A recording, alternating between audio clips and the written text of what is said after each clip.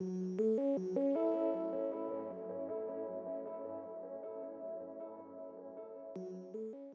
and welcome to an extra episode of Spooky Tales. In our last edition, The Spooky Tale of the Ghosts of Cambridge, I said that I would read a story from M.R. James, and so here it is. The story is called There Was a Man Dwelt by a Churchyard, and it is a short ghost story. It was first published in December the 6th, 1924 issue of the Eton College magazine Snapdragon. The title is taken from William Shakespeare's The Winter's Tale. In Act 2, Scene 1 of the play, the child character, Mamilius, begins to tell his mother, Queen Hermione, a story of sprites and goblins. He says, "There was a man dwelt by a churchyard," but he's interrupted before he can tell any more of the story. M.R. James imagines the ghost story by which the boy was going to tell. This, you know, is the beginning of the story about sprites and goblins, which Mamilius, the best child in Shakespeare, was telling to his mother the Queen, and the court ladies when the king came in with his guards and hurried her off to prison. There is no more of the story. Mamilius died soon after without having a chance of finishing it. Now, what was it going to have been? Shakespeare knew, no doubt, and I will be so bold as to say that I do. It was not going to be a new story. It was going to be one which you have most likely heard and even told. Everybody may set it in the frame he likes best. This is mine. There was a man dwelt by a churchyard. His house had a lower story of stone and an upper one of timber.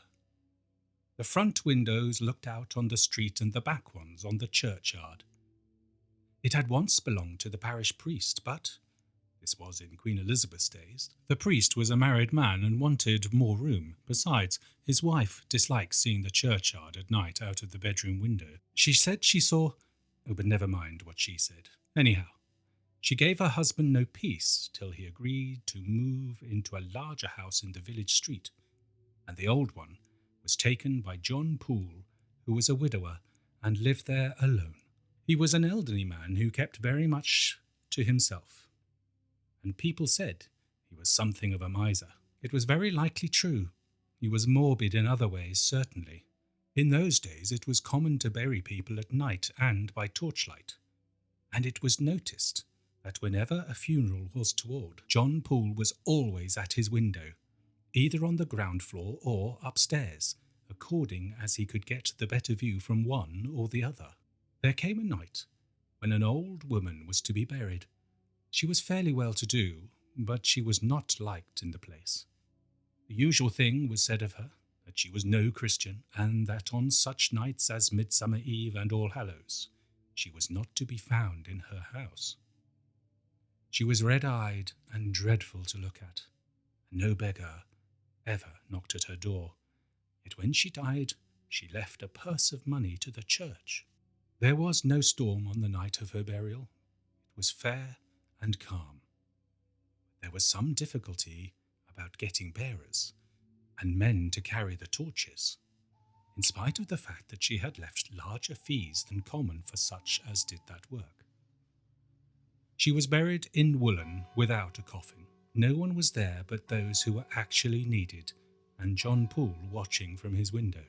Just before the grave was filled in, the parson stooped down and cast something upon the body, something that clinked, and in a low voice he said the words that sounded like, "Thy money perish with thee." Then he walked quickly away, and so did the other men, leaving only one torchbearer to light the sexton and his boy, while the other shovelled the earth in. They made no very neat job of it, and next day, which was a Sunday, the churchgoers were rather sharp with the sexton, saying it was the untidiest grave in the yard, and indeed, when he came to look at it himself, he thought it was worse than he had left it. Meanwhile, John Poole went about with a curious air, half exulting, as it were, and half nervous. More than once he spent an evening at the inn, which was clean contrary to his usual habit, and to those who fell into talk with him.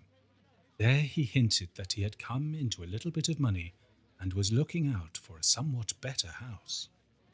"Well, I don't wonder," said the smith one night. "I shouldn't care for that place of yours. I should be fancying things all night." The landlord asked him what sort of things. "I don't know. Old Mother Wilkins was buried a week ago today, eh?" "Come, I think you may consider a person's feelings," said the landlord. "It's so pleasant for Mr. Poole, is it now?" "Mr. Poole don't mind," said the smith. "You've been there long enough to know. I only says it wouldn't be my choice. What with the passing bell and the churches when there is a burial, and all them graves lying so quiet when there's no one about. Only they say there's lights. You ever see no lights, Mr. Poole?" "I don't never see no lights," said Master Poole sulkily, and called for another drink, and went home late. That night, as he lay in bed upstairs, a moaning wind began to play about the house, and he could not go to sleep. He got up and crossed the room to a little cupboard in the wall, took out of it something that clinked, and put it in the breast of his bedgown. Then he went to the window and looked out into the churchyard. Have you ever seen an old brass in the church with the figure of a person in a shroud? It is bunched together at the top of the head in a curious way. Something like that was sticking out at the top of the earth in a spot of the churchyard which John Poole knew very well. He darted into his bed and lay there very still indeed. Presently, something made a very faint rattling at the casement. With a dreadful reluctance, John Poole turned his eyes that way. Alas! Between him and the moonlight was the dark outline of the curious bunched head. Then there was a figure in the room. Dry earth rattled on the floor. A low, cracked voice said, "Where is it?" Steps went hither and thither, faltering steps as of one walking with difficulty. It could be seen now and again, peering into corners, stooping to look under chairs. Finally, it could be heard fumbling at the doors of the cupboard in the wall, throwing them open. There was a scratching of long nails on the empty shelves.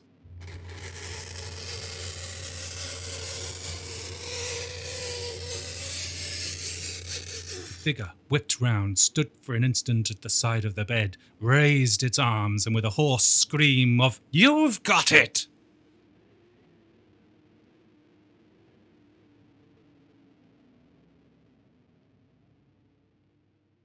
At this point, H.R.H. Prince Mamilius, who would, I think, have made the story a good deal shorter than this, flung himself with a loud yell upon the youngest of the court ladies present, who responded with an equally piercing cry.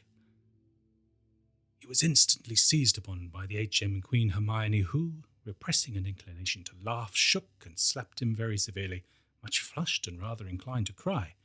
He was about to be sent to bed, but, on the intercession of his victim, who had now recovered from the shock, he was eventually permitted to remain until his usual hour of retiring, by which time he too had so far recovered as to assert, in bidding good night to the company, that he knew another story, quite 3 times as dreadful as that one, and would tell it on the first opportunity that offered.